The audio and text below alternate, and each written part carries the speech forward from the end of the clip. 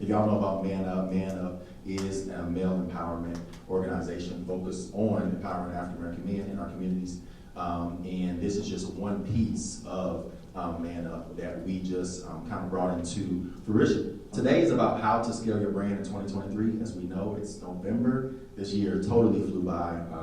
But we want to talk about how do you take what you're doing. I know a lot of y'all in here have businesses, have organizations, are doing things. You want to take it to the next level. And so today I want to talk about how do you scale your brand in 2023? What does that look like? What do you need in place to make that happen? Scaling your brand is strategically positioning your business for exponential growth through systems, processes, and automation to leverage your time for optimum income and outcome. So, problem number one.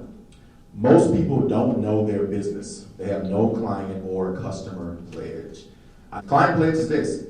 I help, and this is something I do want y'all to write down. I help who, and it has two, the two can be interchangeable, but I help who do what, basically, what's the goal? Buy the solution or method that you provide so they can, and the result in transformation. I help service-based entrepreneurs, so I'm very specific. I used to work with product-based and service-based. Now our agency strictly works with service-based entrepreneurs. Scale their brands through strategic positioning so they can increase their bottom line and have more impact. Before the scale, I put this slide together because I know a lot of individuals, they just want to jump into like scaling. Target audience. Again, I have the homework up here in the corner because this is going to be homework. If you don't if you haven't already done this for your business, you definitely need to do this for homework. Narrow your focus. You can service the right one, but you can't service everyone. Imagine for a moment that I was setting y'all up on a perfect day. I would ask you, what's your type? If you say you prefer someone that has no kids and lives in Florida, this means everyone that is outside of that scope better not hit you up, right? Because you don't, especially if you're like long distance, why in the world would you, try to go for that person? It's the same way when discovering your target audience for your business. There's a group of people that will align with your checklist. And on the target audience checklist, I have different demographics that I want you all to touch on. This group of people is your target audience, the people you want to market your product to. Now find them and introduce them to the solution to their problem. Number two, products and services. You all just gotta go through this. Like, you have to know what your product and services are, what problem they solve, what the solution your product offers, what experience it gives your customers, and a tagline.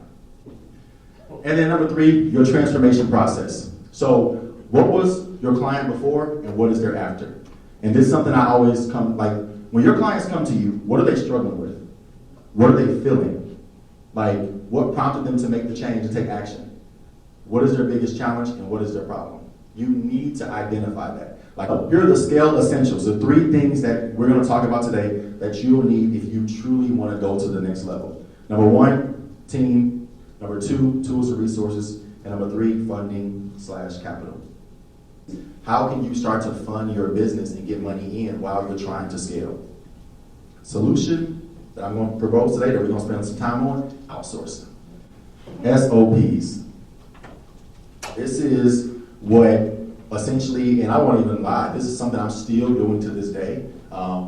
Bree helps me out with it right now, but this is the key to success when we talk about scaling your brand, scaling your business.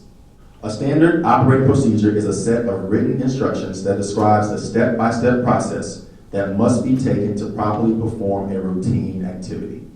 It's about leveraging. We talked about that earlier. How do you leverage? And so a lot of you all, you got to start thinking like, man, how do I get from working in my business to working on my business? For me, it was a simple switch. It was like, okay, this person has a job that needs to get done. This person can get the job done. I'm going to connect the two people. So connecting, knowing how to leverage your time, leverage your words, that is what successful people do. Talk about Amazon, talk about all these things. That's what they're doing. And so, again, in your business, how do you do that? What does that look like? Start thinking through these ideas. Next steps. I'm going to send out these slides. Read some of them together for me. Homework first. Like, if you haven't done the target audience, if you haven't done the statement, the I statement we did earlier, if you haven't done any of those things, start there because that is the key to scaling your business. Like Ryan mentioned earlier, you cannot start scaling if you don't have, you haven't perfected what you do. Finishing quote, don't complain about the results you didn't get from the work you didn't do. If you don't do the work, if you don't take anything that we said here and you apply it, that's what it is. Faith without works is dead.